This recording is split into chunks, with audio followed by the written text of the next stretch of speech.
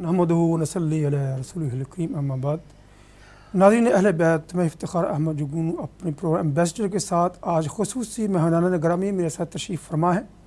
آج پروگرام ادب کی خوشبو، ادب کی مہک اور خوشبو سے نہ صرف دل و قلب و روح مہکتے ہیں بلکہ زندگی کی راہیں اتنی خوشبودار ہو جاتی ہیں بنا تنہائی میں بھی تنہا نہیں رہتا۔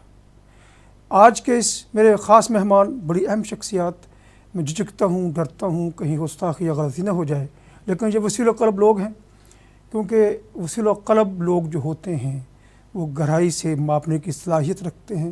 سمندر کی گہرائی سے گہر تلاش کرنے کا جو ان میں تخلیقی صلاحیت ہے، ان کے رگوں میں دوڑتے خون میں شامل ہوا کرتی ہے۔ آپ مایوس نہیں ہوں گے، کیونکہ جب سید زادے ہیں جن کی ایک تاریخ ہے قربانیوں کی، صبر کی اور کچھ کر گزرنے کی، تمام عناصر جب اکٹھے ہوتے ہیں اس میں تاریخ اسلام میں ایسے افق ابھرتے ہیں جس سے ہم آج تک رہنمائی لیتے رہتے ہیں، کیونکہ اہل بیت کی محبت ہمارے رگوں میں دوڑتے خون میں شامل بھی ہے اور تقوی کی نشانی بھی ہے، جس کے بغیر ہمارا ایمان ہرگز مکمل نہیں ہوتا۔ آج کے مہمان ویسے محترمہ بڑی اہم شخصیت رفعت علی سید صاحبہ ہیں۔ آپ افسانہ نگار ہیں، سفر نامے لکھتی ہیں۔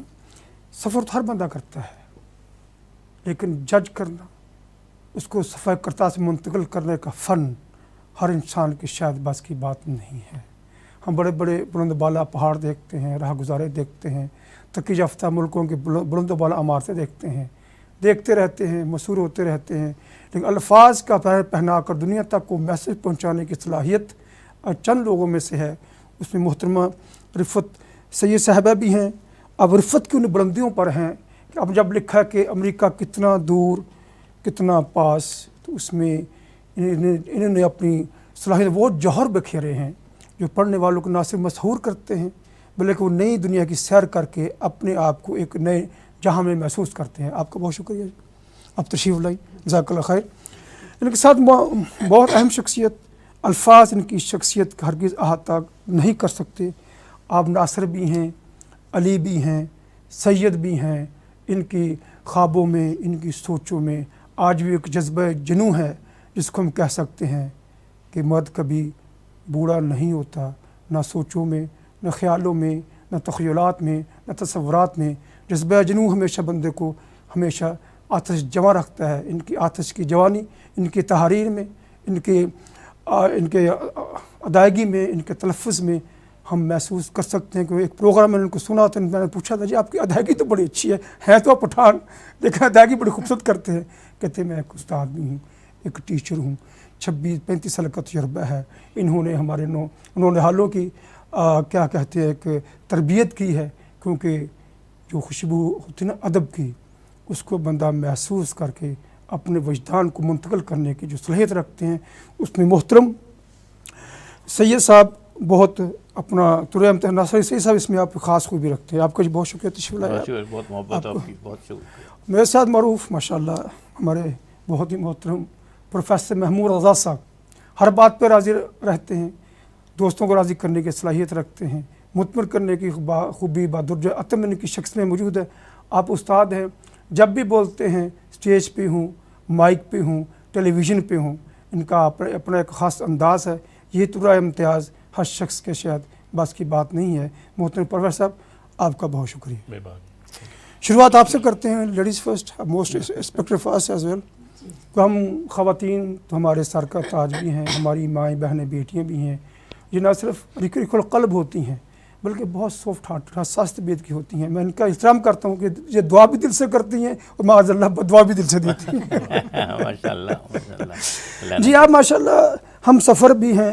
محترم اپنا ناصر علی سید صاحب کی اب زوجہ محترمہ بھی ہیں ماشاءاللہ، بڑی خوش بخت ہیں آپ کہ آپ میں مطلب اتنی خوبیاں کے ساتھ ساتھ آپ کا ایک ہم سفر ایک عظیم شخصیت بھی ہیں۔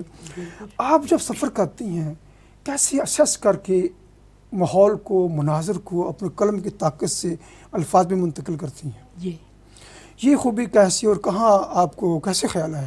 یہ خیال تو مجھے اس طرح تھا کہ میرے گھر میں شادی کے بعد جب میں آئی یہاں پہ تو مجھے ماحول ایسا ملا کہ میں دیکھتی رہی کہ ہر وقت شعر و شاعری ہے، باتیں ہیں، ہنسی مذاق ہے، یہ سارا کچھ ہوتا رہتا ہے. تو اس پہ میں نے بھی سوچا کہ چلے کچھ لکھتی ہوں. لیکن اس لکھنے کے لیے مجھے جو ہے، میرا جو بیٹا ہے وہ یو ایس میں ہے. اس کی مطلب اس کو نہ ہم نے اس کے لیے بھیجا ایجوکیشن کے لیے، کیونکہ اس کی شادی وہاں پہ ہوئی. جی جی. تو وہ میرا بیٹا جو تھا وہ ہم سے اب ہزاروں میل دور جب جانے لگا تو مجھے اس کے لیے بہت وہ کہ اس بیٹے کو ہم اپنے سے ایک منٹ کے لیے جدا نہیں کرتے. اب وہ ہزاروں میل دور جا رہا. کہیں اللہ نے موقع دے دیا ہمیں یو ایس جانے کا. جب میں وہاں پہنچی تو اس کے بعد جو ہے نا، جب میں وہاں سے واپس آنے لگی تو پھر مجھے وہی محسوس ہو کہ پھر وہی دن شروع ہو گئے ہیں جو جدائی کے تھے. مل تو لیا اس سے، لیکن اب پھر اس سے میں الگ ہو رہی ہوں، جدا ہو رہی ہوں. تو اس سے واپس آنے کے بعد میں نے چند سطریں جو ہے تو جہاز میں بیٹھ کے تو لکھی. تو بس اس کو ہی پھر آگے بڑھا کے تو اللہ نے کیا کہ وہ میرا سفر نامہ جو ہے تو مکمل ہو گیا. ماشاء اللہ. فرسٹ ٹائم لینے میں اکثر دشواری ہوتی ہے، جب لے لیا جائے تو الفاظ آٹومیٹیکلی اترنا شروع ہو جاتے ہیں. مجھے اکثر کہتے ہیں الفاظ کہتے ہیں رقص کرنا شروع کر دیتے ہیں. جی بہت شکریہ جی. ناصر علی سید صاحب آپ صراط وار یافتہ بھی ہیں، آپ کی بہت سی کتب ہیں اور تنقیدی کتب آپ کی ہے ادب کے اطراف میں، اور آپ نے خوشبو ایوارڈ بھی لے رکھا ہے. شام میں فریب دیتی ہیں، دلکش نام ہے، گہری معنویت رکھتا ہے. اتنے تمام خوبیاں آپ میں موجود ہیں، ایک جان ہزاروں خوبیاں. ہاں جی، اس کا راز آخر میں ہے کیا ہے؟ اس کا راز خوبیاں تو خیر میں نہیں کہہ سکتا، یہ کہہ سکتا ہوں کہ ایک جہان اور ہزار غم اور ہزار دکھ، اور یہ وہی کچھ ہے جو میرے سماج میں چاروں طرف پھیلے ہوئے ہیں. ظاہر ہے کہ مجھے وہاں سے ہی لینا ہوتا ہے، وہی مجھے اپنی طرف بلاتے ہیں، آواز دیتے ہیں. میں پھر ان کے ساتھ بیٹھتا ہوں، مکالمہ کرتا ہوں، ان کے ساتھ گھنٹوں بیٹھا رہتا ہوں، اور ہمارے درمیان ایک ڈائلاگ، ایک مکالمہ چلتا رہتا ہے. بعد میں مجھے پھر پتہ چلتا ہے کہ وہ شاید کسی نظم کی صورت، کسی غزل کی صورت، کسی نثر پارے کی صورت، کالم کی صورت وہ آ جاتا ہے. تو وہ مجھے لگتا ہے جیسے میں نے کچھ لکھا. اب افسانہ خاص طور پہ، افسانے کے بارے میں عام طور پہ کہا جاتا ہے کہ جی میرے بہت سے دوست ہوتے ہیں اور میں آئی وش کہ میں بھی ان کی طرح ہوتا. میں ان کو کہتا ہوں کہ یار میں بہت متاثر ہوں آپ لوگوں سے جب وہ کہتے ہیں کہ جی ایک موضوع ہاتھ آیا ہے، اب اس کو ہم کوئی پکا کر رہے ہیں افسانہ کا روپ دینے کے لیے.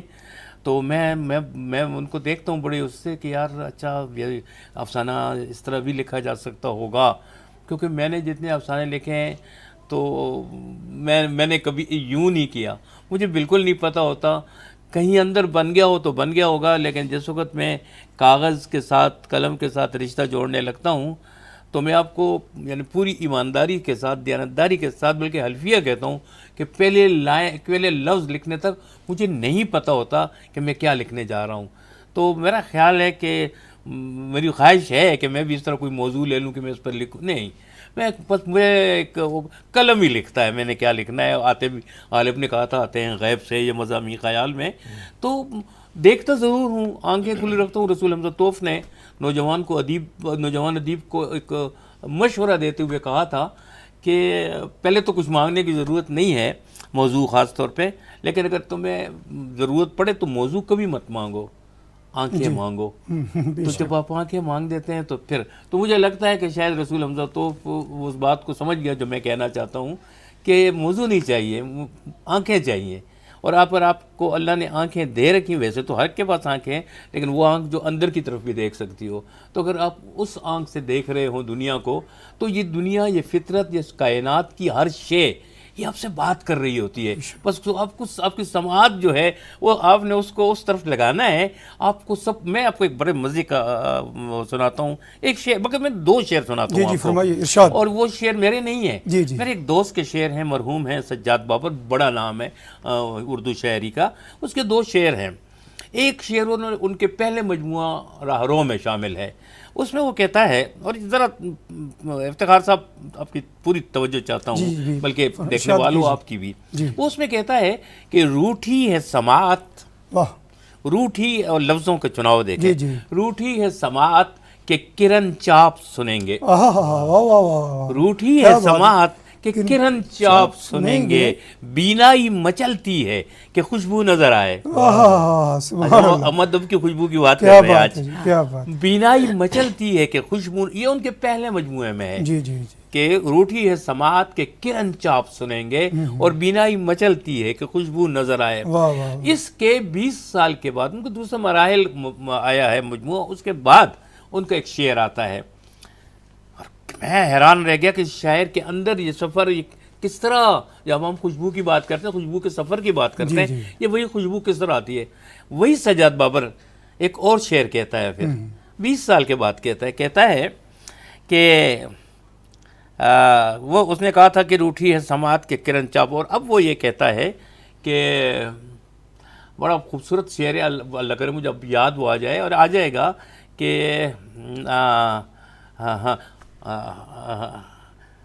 دوسرا مصرع میں سنا دیتا ہوں، شاید پہلا مصرع بھی مجھے یاد آ جائے کہ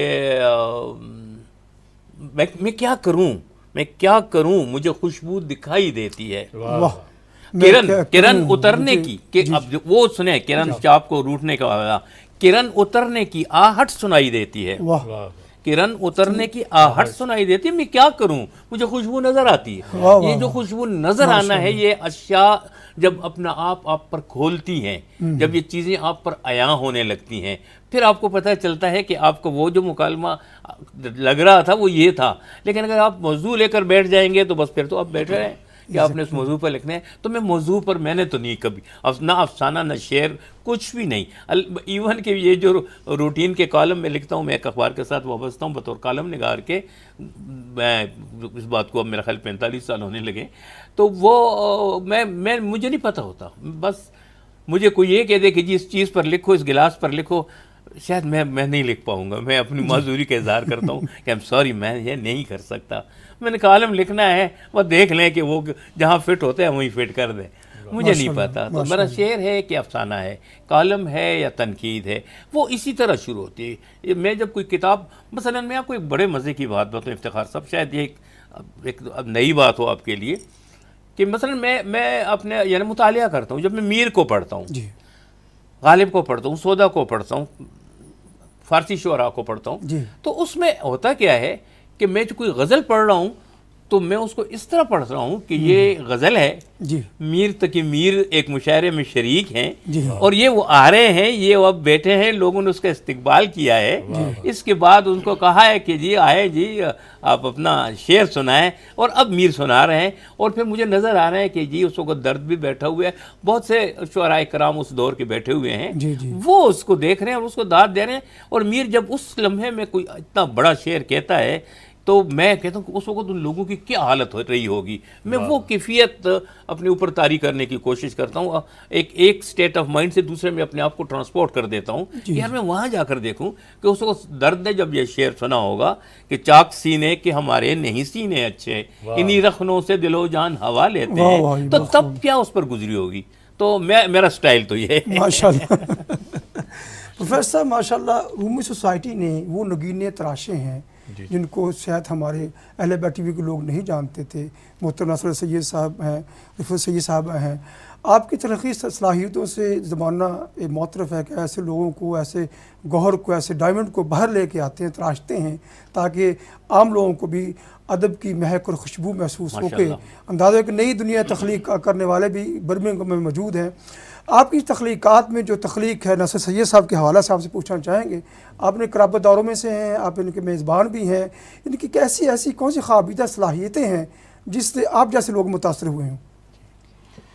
سب سے پہلے تو آپ کا بہت مشکور ہوں کہ آپ نے ہمیں وقت دیا. اور دوسرا، ناصر علی سید صاحب جو ہیں یہ ایک بین الاقوامی شخصیت ہیں ادب کے حوالے سے.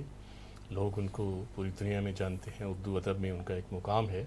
اور ہماری خوش قسمتی ہے کہ ہماری خواہش پہ، ہماری درخواست پہ وہ یہاں رومی سوسائٹی کے مشاعرے میں تشریف لائے اور انہوں نے ہمیں وقت دیا. ہم جتنا بھی ان کا شکریہ ادا کریں وہ کم ہے.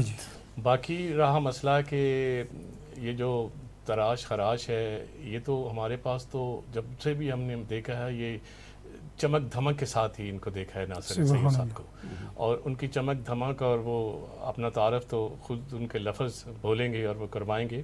ہمارے لیے تو اتھارٹی ہیں، ہم ان کے بے حد مشکور ہیں کہ وہ یہاں پہ تشریف لائے اور اتنا لمبا دور کا سفر کرنے کے بعد خوشبوؤں کے شہر سے آ کے اپنی ادب کی خوشبو یہاں بھی انہوں نے پھیلائی. خوشبوؤں اور رنگوں کے ساتھ ایک گہرا تعلق رکھتے ہیں، اسی لیے ہمیں وہ بڑے ہم ان سے محبت بھی کرتے ہیں، محبت اور یہ محبتیں جو ہیں ہم انشاءاللہ تعالیٰ جاری و ساری رہیں گی. ہمارا رومی سوسائٹی یو کے کا مقصد ہی یہ ہے کہ ہم ادب کے حوالے سے، چونکہ ادب زندگی ہوتا ہے، ہم زندگی کے مختلف پہلوؤں کے ساتھ لوگوں کو جوڑنا چاہتے ہیں، اور پھر یہ جو ہم شیشے کا ایک گھر بنانا چاہتے ہیں جس میں زندگی کا ہر عکس نظر آئے، اور اس عکس کے اندر مختلف قسم کے رنگین عکس بھی ہوتے ہیں، خوبصورت بھی ہوتے ہیں، اور بہت سی چیزیں ہوتی ہیں. تو انشاءاللہ تعالیٰ ہم مستقبل میں بھی لوگوں کو جو ادب کے معیار ہیں ان کو ہم دعوت دیتے رہیں گے، اور انشاءاللہ اس طرح کے پروگرام کرتے رہیں گے. اور دوسرا، آج کے اس پروگرام میں ڈاکٹر قمر نواز صاحب نے تشریف لانی تھی، ان کو ایمرجنسی میں کہیں جانا پڑ گیا تھا، تو ان کے لیے معذرت بھی ہے، میں نے کہا ان کی طرف سے ان کا جی بہت شکریہ. ڈاکٹر قمر نواز صاحب کی شخصیت ماشاء اللہ بڑے باصلاحیت بھی ہیں اور ادبی لوگوں کا ادب کرنا بھی جانتے ہیں.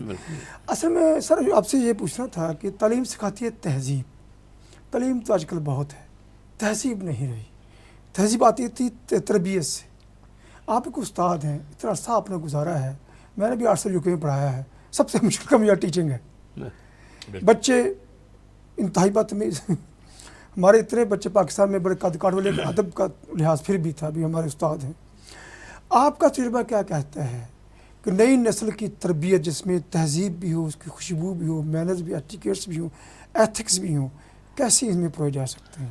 افتخار صاحب بہت خوبصورت، اور بلکہ ایک بہت ہی ایک ایسا ایک موضوع ہے، ایک ایسا یہ بات ہے جو آپ نے رکھی ہے کہ تعلیم یافتہ لوگ تو یقیناً بہت زیادہ ہیں، مگر دیکھیے ہم نے اپنے آپ کو سمجھانے کے لیے فرق کر رکھا ہے کہ یہ آدمی تعلیم یافتہ ہے، یہ پڑھا لکھا ہے. تو ہر تعلیم یافتہ آدمی پڑھا لکھا نہیں ہوتا، اور ہر پڑھا لکھا آدمی تعلیم یافتہ نہیں ہوتا. اس لیے آپ امی شعراء کی مثال لے سکتے ہیں جو گئے ہی نہیں ہیں، جو میں اپنے پشاور شہر کے ایک شاعر مصطفی مرحوم کی بات کرتا ہوں. میں ان کو جب فرسٹ ٹائم ٹیلی ویژن میں لے کر گیا تھا اور وہ کانٹریکٹ سائن کر رہے تھے، تو وہ کہہ رہے تھے جی کیا کروں، انگوٹھا لگاؤں، تو اس کا ہاتھ پکڑ کر میں نے ساحر لکھا تھا. مجھے وہ دن یاد ہے. تو وہ نہیں لکھ سکتے تھے، لیکن وہ شخص جب شعر کہتا ہے، وہ شخص جب آپ دیکھیں کہ تعلیم کہاں ہے اس کی، وہ تو جو آدمی الف بے یا سین الف نہیں لکھ سکتا، تو وہ شعر کیا کہتا ہے؟ وہ یہ شعر کہتا ہے کہ سیاہ دور تھا، سیاہ دور تھا لیکن محیب ایسا نہ تھا. محیب کا لفظ میں بھی استعمال کرتے ہوئے 10 دفعہ سوچوں گا. سیاہ دور تھا لیکن محیب ایسا نہ تھا کہ جیسے اب ہے زمانہ عجیب ایسا نہ تھا. اور نکھر گیا ہے شہیدوں کے خون سے، ورنہ کسی بھی دور میں رنگ صلیب ایسا نہ تھا. میں حیران ہوتا ہوں کہ یہ کہاں سے آئے. یہ وہی ہے جس کو ہم تلحمیس الرحمان کی بات کرتے ہیں کہ ان کی پرورش کہیں اوپر سے ہوتی ہے، ان کی تہذیب کہیں اوپر. تو اس لیے تعلیم کا تو اس کے ساتھ کوئی تعلق نہیں ہے. اس کی وجہ یہ ہے کہ تہذیب کا تعلق تعلیمی اداروں کے ساتھ اس کو جوڑنا چاہیے نہیں. وہ اس کو جوڑیں تو آپ اپنے گھر سے جوڑیں، ماں سے خاص طور پہ جوڑیں. یہ جو ماں کا کردار ہے، ہمارے ہاں ماں کا کردار ختم ہو گیا ہے. اس کی وجہ یہ ہے کہ ہمیں اس گلوبل ولیج میں، اس عالمی گاؤں میں پیسے کے پیچھے اس طرح لگا دیا گیا ہے کہ جو ماں ہے اس کو بھی کام کرنا پڑتا ہے جیسے باپ کر رہا ہے. اب اس بچے کو کسی کے سپرد کر دیا، یا اس کے ہاتھ میں یہ ایک چھوٹی سی ڈیوائس دے دی. اب اس ڈیوائس کے نے جو کچھ اس کو سکھایا ہے، وہ اس کے بعد تو وہ یہی کچھ کرے گا. اس لیے اب ماں جو ہے تو وہ جو فلموں میں پروفیسر صاحب ڈائلاگ ہوتے تھے نا کہ میں تمہیں اپنا دودھ نہیں بخشوں گی، تو اب بچہ کوسچن کرتا ہے کون سا، آپ کس ڈبے والے کی بات کرتی ہیں، کون سا آپ نے پلایا مجھے. تو اب وہ تو ڈبے کے دودھ پی کے جوان ہوئے. اب اس کی تہذیب کی کیا بات. ہم نے رفتہ رفتہ اپنے آپ کو، اپنے اقدار کو خود چھوڑ دیا. ایک شعر ہے غالباً اظہر عنایتی کا ہے، انڈیا کے، بڑا اچھا شعر، مجھے بہت اچھا لگتا ہے. وہ کہتے ہیں کہ راستو کیا ہوئے وہ لوگ، راستو کیا ہوئے وہ لوگ جو آتے جاتے میرے آداب پہ کہتے تھے کہ جیتے رہی ہو. اب وہ اب مسئلہ اس میں دیکھیے کیا ہے، یہ دو طرفہ ٹریفک تھا. اب آداب کوئی نہیں کہتا تو اسے دعا نہیں ملتی، اور جس کو دعا نہ ملے تو ہمارے ہاں کیا پنجابی کی بد دعائے، بد دعائے اس کا ٹھکانہ کوئی نہیں. تو جو بچہ بد دعا ہو، جس نے ماں میں گود میں نہ پالا ہو، جس کی تربیت ماں نے، جس نے سوتے وقت ماں کے منہ سے کہانیاں وہ نہیں سنی جو ہم نے سنی ہیں. پرانی بات تو نہیں کر رہا ہزاروں سال، یہ تو میں چند دہائیاں پرانی بات کر رہا ہوں. ہم نے جو کہانیاں سنی ہیں وہ اب ماں کو آتی بھی نہیں ہے، ماں کیونکہ ماں نے اپنی ماں سے نہیں سنی، کیونکہ معاشرہ ہمارا زمانہ بدل گیا، اقدار بدل گئیں، اب وہ کچھ اور ہو گیا. اب ہر آدمی پیسے کے پیچھے دوڑ رہا ہے، تو اس کا ریزلٹ یہ ہوگا کہ ہمارا جو گھر کا انسٹیٹیوشن تھا وہ ختم ہو گیا ہے، وہ بکھر گیا ہے، ٹوٹ گیا ہے. تو جب گھر، دیکھیے تربیت کا تعلق بالکل میں نہیں سمجھتا کہ اس کا تعلیم سے تعلق ہی نہیں ہے. اور تعلیم ہمارے ہاں مشروط کر دی گئی ہے نوکری کے ساتھ. آپ کو پڑھنا ہے ایک وہ موبائل کے ذریعے کوئی ہیلپ بکس لے لیں، خلاصے تقریر، اس کا اپن کیا، اس ذریعے آپ آگے بڑھ رہے ہیں، آپ کا اور کوئی تعلق اس کے ساتھ نہیں. اس ٹیچر کو بھی نہیں پتا، جو پڑھانے کھڑا ہے کلاس میں اس کو بھی نہیں پتا کہ کیا ہوا. اور اب کے جیسے آپ نے کہا کہ جی یہاں لڑکے نہیں، لڑکے اس لیے وہ بدتمیز بھی نہیں ہیں، وہ اب آنکھوں میں آنکھیں ڈال کر وہ حقیقت پسند ہو گئے ہیں. ان کو اس کی وجہ ہے کہ میں جب ایک ٹیچر کی حیثیت سے، میں نے 35 سال پڑھایا ہے، میں جب اپنی کلاس میں جاتا ہوں تو مجھے پتہ ہے کہ میرے سامنے پہلے کون سے اسٹوڈنٹ تھے، اور ابھی جب میں ریٹائر ہو رہا تو اس وقت میرے سامنے وہ اسٹوڈنٹ تھے جنہوں نے گزشتہ رات 2 گھنٹے 3 گھنٹے 4 گھنٹے نیٹ پہ گزارے ہیں. اب مجھے اپنے آپ کو تھوڑا سا الرٹ کرنا ہے، میں نے ان کے مطابق چلنا ہے. اب میں نے ان کو اپنی راستے پہ نہیں کہا بیٹا اب سچ بول، اچھا ہے سچ اچھا نہیں ہے. بچے کو پتہ ہے کہ نہیں اچھا، اس کو یہ پتہ ہے. کرشن چندر کی کہانی کی آخری لائن یہ ہے کہ جی میں تو 8ویں میں جب میں پتہ نہیں کسی دفعہ فیل ہونے کے بعد گھر سے بھاگ کر بمبئی میں گیا اور وہاں بزنس وغیرہ کر کے اور پتہ نہیں کیا کیا کر کے میں بڑا آدمی بناؤں، تو مجھے ایک اعزازی ڈگری کے لیے، آخری لائن ہے اس کی، اعزازی ڈگری کے لیے یونیورسٹی نے بلایا اور مجھے کہا بچوں کو آپ نصیحت کریں.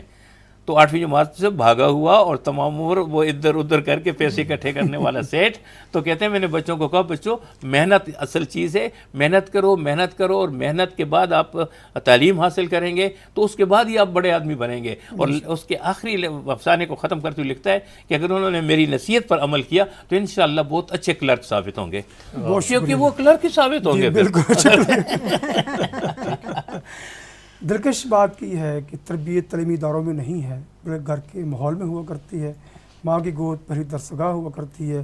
ماں کی عظمت کو ترازو میں مت تو لو، ماں تو ہر دور میں انمول رہی ہے. ماں ہے، اس کی محبت، اس کی شفقت، اس کے سینوں میں جو گرمائش ہوتی ہے بچے کی تربیت کے لیے بہت اہم ہوا کرتی ہے. ہمارے ساتھ ایک ماں بھی ہے اور ان کے بیٹے USA میں بھی ہیں. رفتوں، نزتوں، نگہتوں، قدرتوں کا یہ خوبصورت امتزاج محترم رفت سید صاحب ہیں. آپ بیٹے بھی ماں بھی ہیں، ایک آپ نے بیٹے کی تربیت بھی کی ہے، دنیا میں گھومتی ہیں، افسانہ نگار آپ کے شریک سفر بھی ہیں، خود بھی لکھتی ہیں، سفر نامے لکھتی ہیں. تمام تجربات جب مل بیٹھتے ہیں اس میں کیا تخلیق کرتی ہیں آپ؟ جو اور مختصر کر دیتا ہوں، جی جو آپ کی تحریر کی ہے جو حرارت ہوتی ہے اس کے ماں کی شفقت تو ہے، امام کی ممتا تو ہے.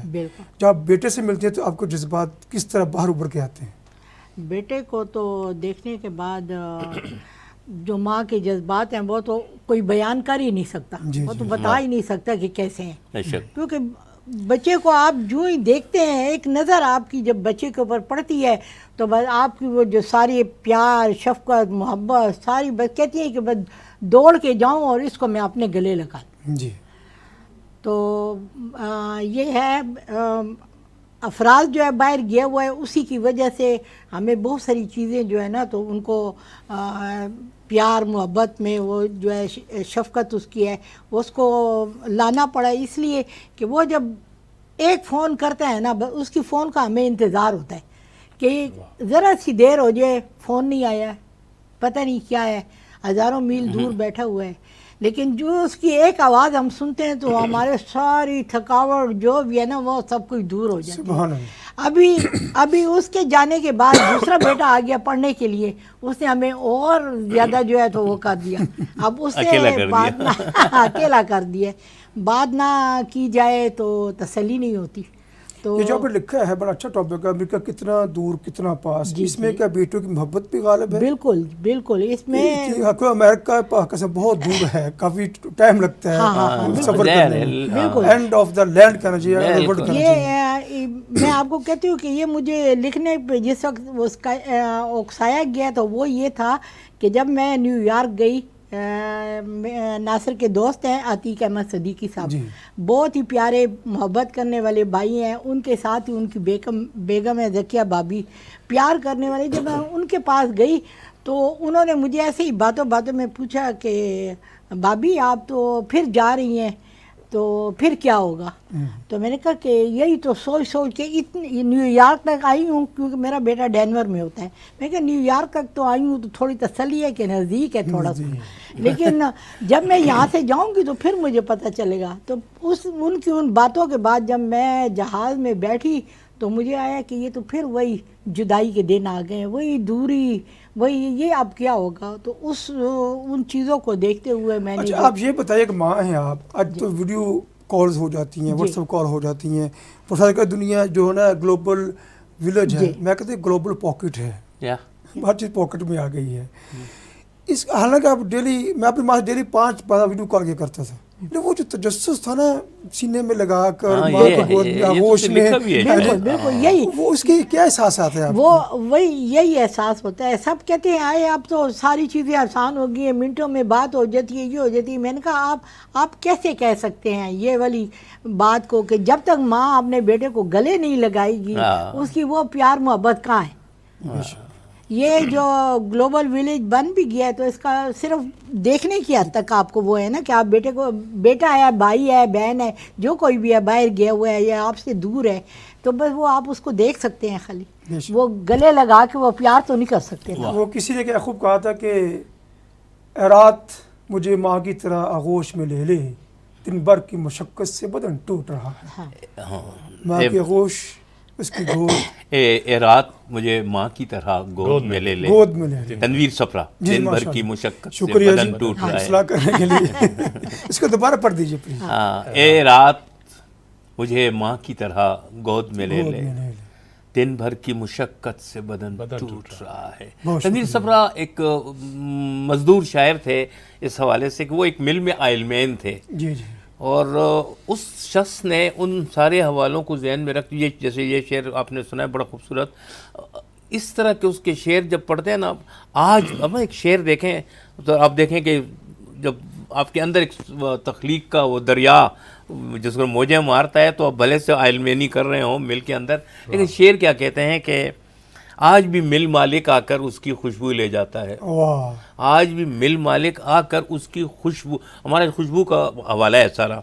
آج بھی مل مالک آ کر اس کی خوشبو لے جاتا ہے. میں لوہے کی ناف سے پیدا جو کستوری کرتا ہوں، میں لوہے کی ناف سے پیدا جو کستوری کرتا ہوں. تو دن میں تو بچوں کی خاطر میں مزدوری کرتا ہوں، رات کو اپنی غیر مکمل غزلیں پوری کرتا ہوں. تنویر سپرا کا سارا جو وہ حوالہ ہے تو وہ کیا اس کا ایک شعر ہے کہ الفاظ کا اظہار کا دباؤ بڑا ہی شدید تھا، الفاظ روکتے ہی میرے ہونٹ پھٹ گئے، اور سپرا پڑوس میں نئی تعمیر کیا ہوئی، میرے بدن سے رابطے سورج کے کٹ گئے. تو وہ اس زندگی کو اس طرح اپنے شعروں میں سماتا ہے. تو بڑا اچھا شعر آپ نے تنویر سپرا کا. پروفیسر صاحب آپ ماشاءاللہ چونکہ بہت محترم ہمارے لیے پروفیسر ہیں، نسلوں کی تخلیق کرتے ہیں، آپ جہاں دیدہ ہیں، جج کرتے ہیں. جہاں دیدگی ہر انسان کے پاس کی بات نہیں، کوئی اس کا تعلق بصیرت سے ہوتا ہے. صاحب بصارت تو بہت سے لوگ ہیں، صاحب بصیرت لوگ خال ہیں جو آج کل نہ ہونے کے برابر ہیں. آپ کیا سمجھتے ہیں کہ نفس کے دور میں ادب کی مہک سے کس طرح نوجوانوں کی ہم تربیت کر سکتے ہیں؟ دیکھیں سر، یہ جو آبزرویشن ہے جی کسی بھی فیصلے تک پہنچنے کی بنیاد ہوتی ہے. اور علامہ اقبال نے جیسے کہا تھا کہ کھول آنکھ زمین دیکھ، فلک دیکھ، فضا دیکھ، مشرق سے ابھرتے ہوئے سورج کو ذرا دیکھ. یہ جو ہر بندے کو دیکھنا چاہیے، لیکن وہ جیسے کہا نا کہ تم سے بھی خوبصورت ہیں غم روزگار کی، اوہ، تو لوگ بس تم اپنے سے بھی دل فریب ہے غم روزگار کی دنیا نے تیری یاد سے بیگانہ کر دیا، تجھ سے بھی دل فریب ہے غم فیض. جی فیض کا شعر ہے. تو وہ اس طرح سے لوگ بس کچھ اپنی اپنی مشکلوں میں پڑ گئے ہیں. لیکن جیسے ناصر علی سید صاحب نے پہلے فرمایا تھا اور آپ نے سوال کیا تھا تربیت کا، تو اس میں جو ہمارے معاشرے کے سوشلائزیشن کی انسٹیٹیوشن ہیں ان میں پہلا جو ادارہ ہے وہ ماں ہی ہے. تو ماں بھی بچے کو سکھاتی ہے کہ وہ دیکھو وہ چاند ہے، وہ سورج ہے، بے شک وہ چاند ماموں کہتی ہے اس کو یا چندہ ماموں کہتی ہے، لیکن وہ اس کو آبزرویشن کی طرف لے کے جاتی ہے. پھر ایسے حالات ہوتے ہیں جو ہم پیدا کر دیتے ہیں، معاشرے کا جبر ہوتا ہے جو لوگوں کو آبزرویشن بڑا ٹنل ویژن بنا دیتا ہے. ورنہ ہیرے بہت سے ہوتے ہیں جو کانوں میں رہ جاتے ہیں، اور بہت کم ہیرے ہوتے ہیں جو کسی جوہری کے پاس پہنچتے ہیں اور تراش خراش کر وہ ان کو نمائش کے لیے پیش کرتا ہے. ماشاءاللہ آپ رومی سوسائٹی یو کے کے بانی ہیں. جی آپ ایک جہاں دیدہ شخصیت بھی ہیں.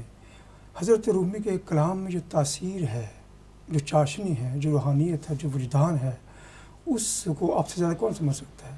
آپ ہمارے اس ٹیلی ویژن چینل کے توسط سے سامعین کو کیا ایڈوائز کریں گے حضرت مولانا رومی کے کلام کے حوالے سے؟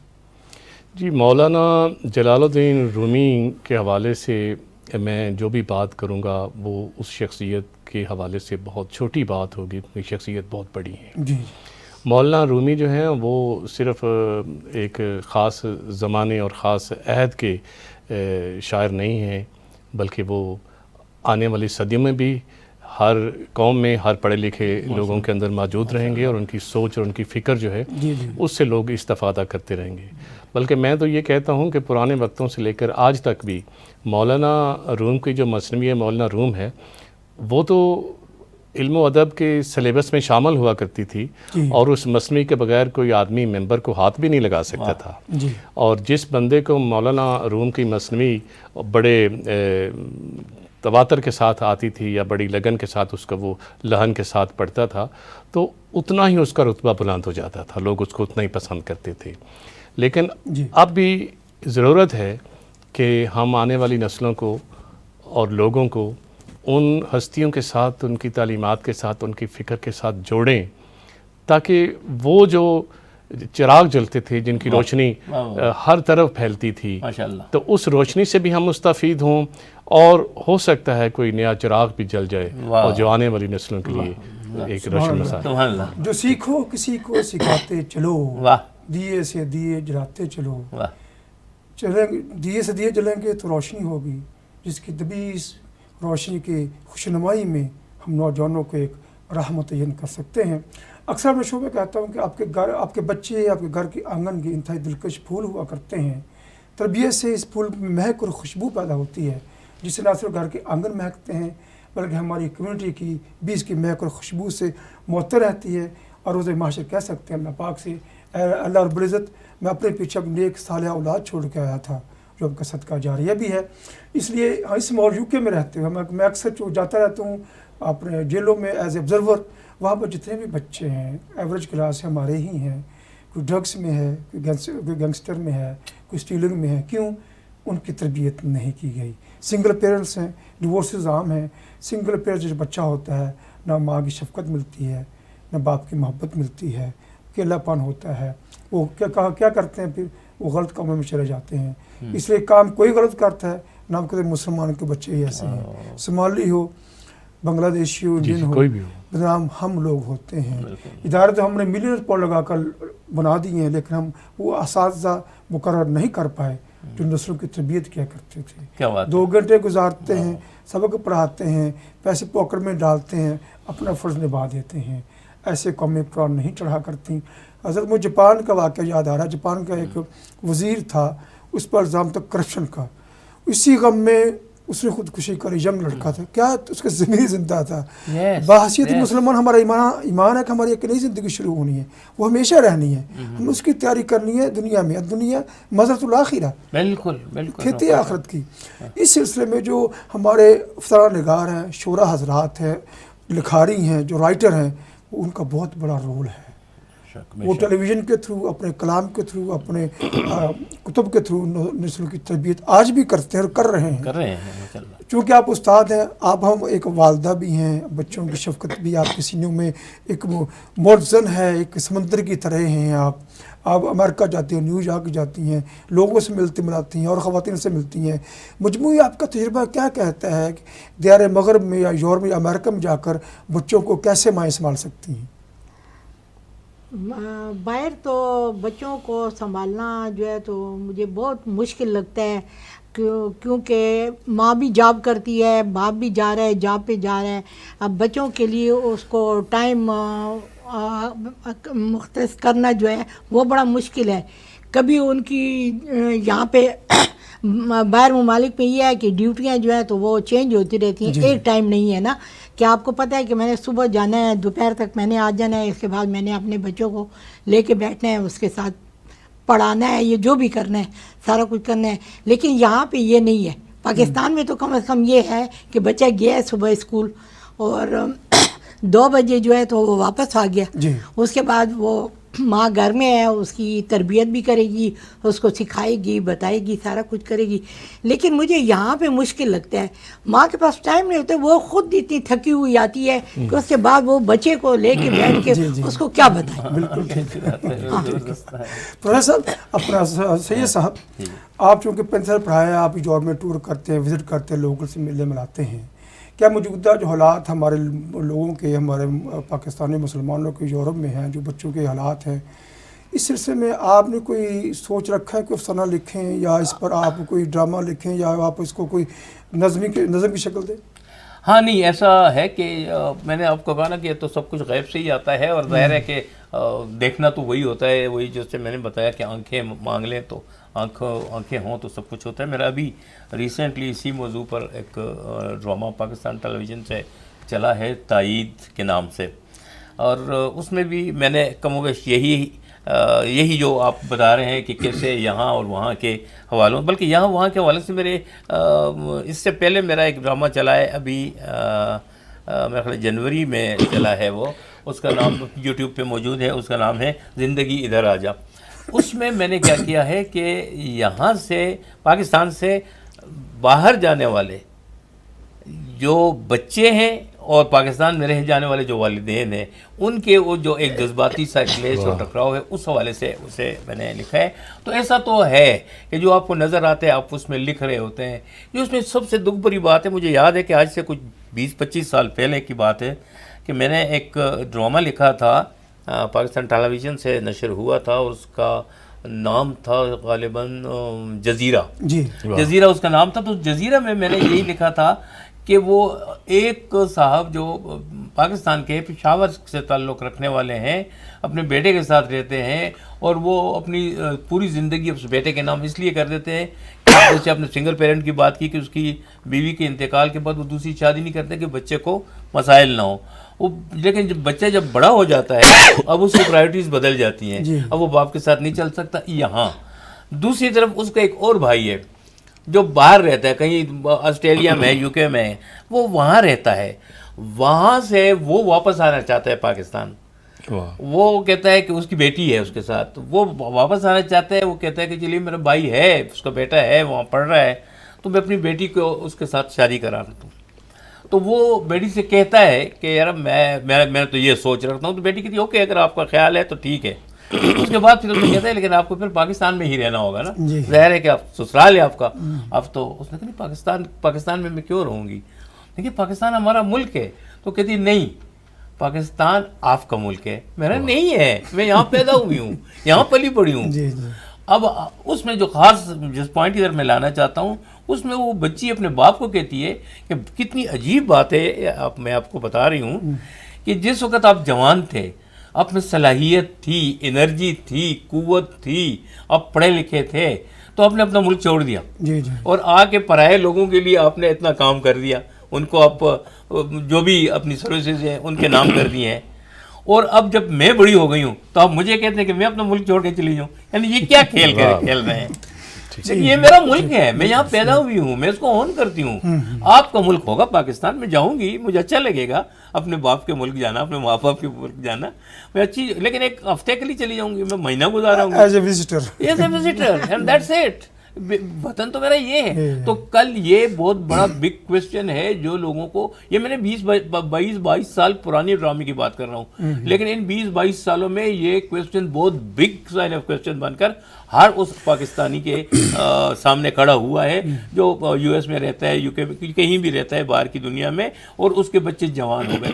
جو ہی وہ خود جس وقت جوان ہوتا ہے تو وہ اوکے ہوتا ہے, جب اس کے بچے, خاص طور پہ بیٹی جوان ہونے لگتی ہے, پھر اس کے اندر کچھ غیرت قسم کی کوئی چیزیں آنا شروع ہو جاتی ہیں کہ یار یہ کیا مکس اپ ہو رہا ہے, یہ سب کچھ کیا ہو رہا ہے. تو الحمدللہ اب تو پاکستان میں بھی سب کچھ صحیح ہو رہا ہے. یہ خوشی ہے الحمدللہ, کیونکہ میرا ایسوسیشن نیٹ ورک کافی ہے. ایک وقت تھا کہ ہمارے جو برٹش بورن بچے تھے نا جی, وہ نکاح کو نہیں جانتے تھے, وہ گیڑا لگانا, چکر لگانا وہ جانتے, نمستے کہتے, اتنے گھروں میں انڈیا کے ڈرامے دیکھے جاتے تھے. لیکن جب سے ہمارا اسٹینڈرڈ بنایا ہے, ہمارے ہم کے ڈرامے جو چلے ہیں, یا پی ٹی وی کے تو لوگ کم دیکھتے ہیں, جو ایئر وائی کے جیو کے چلے ہیں, ابھی بچوں کو پتہ ہے السلام علیکم بھی کہنا ہے. ہاں بالکل, پہلے نمستے کہتے تھے. میں اکثر مسلمان فیملی, پاکستانی فیملی, مجھے یاد ہے ایک دفعہ میں نے دیکھا ڈرامے گھروں میں جا کر بچوں کی تربیت کر رہے ہیں. یہ آپ کو بتاتا ہوں, میں نے خود اپنے بے گناہ کانوں سے سنا ہے. میں نے اپنے بے گناہ کانوں سے سنا ہے کہ ایک فاتح خانی کے لیے میں گیا تھا, تو ایک 2 بچے, بہت چھوٹے بچے تھے, وہ گزر رہے تھے, ہم چارپائیوں پہ بیٹھے تھے فاتح کے لیے, تو گزرتے تو ایک بچے دوسرے کو کہہ رہے تھے کہ دادا تو فوت ہو گئے ہیں, اب ان کو جلائیں گے مزہ آئے گا. اس نے دیکھا ہے یہ کہ مرنے کے بعد تو یہی ہوتا ہے, اس نے کہا اس کو جلائیں گے بڑا مزہ آئے گا. بلکہ مزید بات بتاؤں, ایک میرے عزیز کی بچی تھی, تو جب سے اس نے ڈرامے دیکھنا شروع کیا کہ ہمارے بری کیے جاتے ہیں, اپنے ہندو فرینڈ سے کہتی ہے ربش کو برن کرتے ہیں, ٹریجری کو ہم بری کرتے ہیں. پروفیسر, ربش کو ہم برن کیا ہے, تم ربش ہو تمہیں برن کرتے ہیں, ہم ٹریجری ہیں, خزانہ ہمیں بری کرتے ہیں. یعنی کہ ڈراموں کا اتنا جو اثر ہوا ہے ہمارے ایون کہ ہمارے ہندو فیملی سے تعلقات ہیں نا جی, وہ پاکستانی ڈراموں کو بڑا پسند کرتے ہیں. تہذیب ہے, رکھ رکھاؤ ہے, اچھی اردو تو وہ لوگ سمجھتے ہیں. یہ جو پاکستان ٹیلی ویژن کے ڈرامے تھے جس وقت تک جب ایک ہی چینل تھا, تو اس کا اثرات بہت تھے. اب یہ جو نئے ڈرامے آ گئے تو ان میں آپ کو رسومات وغیرہ بہت چیزیں تو نظر آ جائیں گی, لیکن اگر آپ دیکھیں گے تو ان میں تاثیر اس لیے نہیں ہوتی کہ ایک تو وہ سطحی ہوتے ہیں, دوسرا وہ معاشرہ دکھانے کی کوشش وہاں کے کلچر میں کر رہے ہوتے ہیں جو وہاں کا نہیں ہوتا. عام طور پر اچھے ڈرامے بھی ہوتے ہیں اور بہت خوبصورت ڈرامے بھی ان چینل سے چلے ہیں, خاص طور پہ ہم کے جتنے ڈرامے میں نے دیکھے ہیں, یا ایون جیو کے, یا لیکن ان سے بیشتر ڈرامے ایسے ہوتے ہیں جو کہ ہم اپنی تہذیب کو نہیں دکھا رہے ہوتے. تو یہاں اس میں اس کا ایک نقصان میں آپ کو بتاتا ہوں, یہ بھی ایک جلتا ہوا وہ ہے کہ میں نے یو ایس, چونکہ میں 99 سے جا رہا ہوں, تقریباً ہر سال جا رہا ہوں, تو میں نے وہاں دیکھا ہے وہاں کے لوگوں میں کچھ شکوک و شبہات بڑھ گئے ہیں. مثلاً وہاں کی لڑکیاں جو ہیں جب شادی کی بات ہوتی ہے تو وہ پاکستان میں شادی, جیسے میں نے کہا کہ ان کی تو خواہش ہوتی ہے کہ یہاں ہو جائے, تو جب پاکستان میں شادی کی تو انہوں نے وہ ڈرامے دیکھ رکھے, تو انہوں نے کہا نہیں یار وہ خوفناک لوگ ہیں, انہیں شادی وہاں نہیں کرنی, اور وہاں تو ساس یہ کر دیتی ہے, بیوی یہ کر دیتی ہے, فلاں. اس کا الٹا نقصان بھی ہوا ہے. جی بالکل, بیلنس کرنے کی ضرورت ہے, ڈراموں کے تھرو بیلنس کیا جا سکتا ہے. پر صاحب آپ آخری الفاظ کو, وقت ہمیں میسج آ گیا ہے, یو گوئنگ ٹو اینڈ, تو فرمائیے تاکہ ہم سامعین سے ناظرین سے رخصت لے لیں. جی میں صرف یہی کہنا چاہتا ہوں کہ جو ہم ابھی ڈراموں کی بات کر رہے تھے, یہ بھی ایک سوشلائزیشن جو ہوتی ہے, کسی بچے کو آپ نے سوسائٹی کے مطابق پڑھانا ہے, اپنی نارمز, اپنی اقتدار اس تک پہنچانی ہے, تو اس میں ڈرامہ اور جو ہمارا ادب ہے, فلم ہے, لٹریچر ہے, یہ سب کچھ اس کے اوپر اثر ڈالتا ہے. لہٰذا جب ہماری بنیادیں جو ہیں وہی کمزور ہو جائیں گی تو انسٹیٹیوشن کے ادارے جو ہیں وہ اپنی بنیادوں سے ہل جائیں گے, تو پھر ہم سوشلائزیشن صحیح طریقے سے نہیں کر سکیں گے. جو اپنا ورثہ ہم اپنی آنے والی نسل تک پہنچانا چاہتے ہیں اس میں ناکام ہو جائیں گے. جی سر, بہت شکریہ محترم سعید ناصر علی صاحب, آپ صنعت وارث یافتہ ہیں, افسران نگران ڈرامر, بہت تخلیقات کے مالک کے الفاظ نہیں کہ ان کا مزید تعارف کرایا جا سکے. وقت میں وقت کی وجہ سے میں آپ کو ایک شعر ضرور سنانا چاہوں گا اپنا, تو اس کے وائنڈ اپ کا ذکر بہت چلا, تو اس حوالے سے میری خواہش ہے کہ میں ایک شعر سپرد کر کے چلا جاؤں اپنے دیکھنے والوں کے. میرا شعر ہے کہ میں اپنی ماں کے بہت ہی قریب رہتا تھا, میں اپنی ماں کے بہت ہی قریب قریب رہتا رہتا تھا. سو بچپنے سے محبت مزاج میرا ہے. واہ واہ سو واہ. بچپنے سے محبت مزاج میرا ہے. سبحان اللہ. بہت شکریہ رفعت سید صاحب, سید ناصر علی صاحب, پروفیسر محمود رضا صاحب. بہت مہربانی, تھینک یو. احباب, ٹیلی ویژن اہل بیت میں افتخار احمد جگنو. ادب کی اس خوشبو میں, ادب وہ خوشبو ہے کہ تنہائی میں بھی کوئی شخص تنہا نہیں رہتا. آپ کی سماعت کا بہت شکریہ. السلام علیکم ورحمۃ اللہ وبرکاتہ.